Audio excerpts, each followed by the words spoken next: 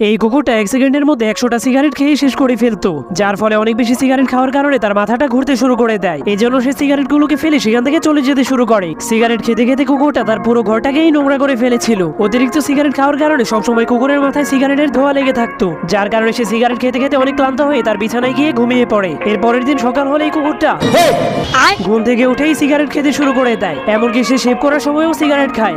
शाबाश बेटा। এরপর সে তার অফিসে গিয়েও সিগারেট খেতে শুরু করে দেয়, এমনকি সে তার চায়ের সাথেও সিগারেট গলে খায়। এরপর সে অফিস থেকে বাড়ি ফেরার সময়ও একটা সিগারেট খেতে খেতে চলে যায়। এরপরের দিন কুকুরটা তার অফিসের পক্ষ থেকে পিকনিকে চলে যায়। কুকুরটা সেখানে নামার পরেই তাকে একটা সিগারেট ধরিয়ে দেওয়া হয়। এরপর সে সিগারেটটাকে ফুঁক মেরে অন্য একটা জায়গায় ঘোরার জন্য চলে যায়, কিন্তু কুকুরটা সেই দ্বীপের মধ্যে নামতেই পুরো দ্বীপের মধ্যে লাখ লাখ সিগারেটের ধোঁয়া উঠতে শুরু করে দেয়। এরপর সে একটা হোটেলের মধ্যে সিগারেট খেতে খেতে হোটেলের পরিবেশ নষ্ট করে ফেলেছিল, এমনকি সেই হোটেলের সবগুলো মূর্তিও তাকে সিগারেট ধরিয়ে দিত। যাওয়ার আগে আপনার কোন বন্ধু এই কুকুরটার মতো সিগারেট খায় তার নাম কমেন্ট করতে ভুলবেন না।